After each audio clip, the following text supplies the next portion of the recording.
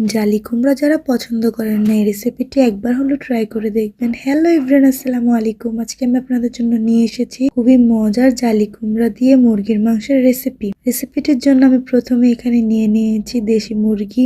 আপনারা চাইলে এই রান্নাটা যে কোনো মুরগি দিয়ে করতে পারেন। তারপর আমি এখানে জালি কুমড়োটিকে ভালোভাবে কেটে নিয়েছি। আমি এখানে একটি আলু অ্যাড করেছি, আপনারা চাইলে তা স্কিপ করতে পারেন। তারপর আমি এখানে নিয়ে নিয়েছি পরিমাণ মতো পেঁয়াজ কুচি এবং কাঁচামরিচ।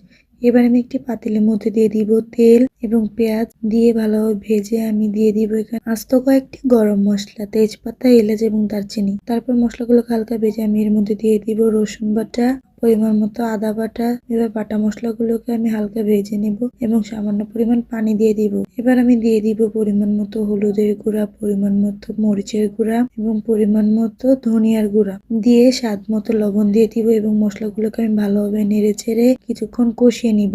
যে কোনো রান্নার ক্ষেত্রে মশলা যত ভালোভাবে কষানো হয় তত বেশি মজা। আমি এখানে জিরার গুঁড়া দিতে ভুলে গিয়েছিলাম, তাই এখন দিয়ে দিলাম। তারপর আমি এখানে মশলাগুলো ভালোভাবে কষানো হয়ে গেলে মুরগিগুলোকে দিয়ে দিব। মুরগিগুলো দিয়ে আমি ভালোভাবে নেড়েচেড়ে মশলার সাথে মিশিয়ে নিব। তারপর আমি মুরগিগুলোকেও কিছুক্ষণ কষিয়ে নিব। মুরগিগুলো কষানো হয়ে গেলে আমি এখানে কিছু পরিমাণ পানি দিয়ে দিব।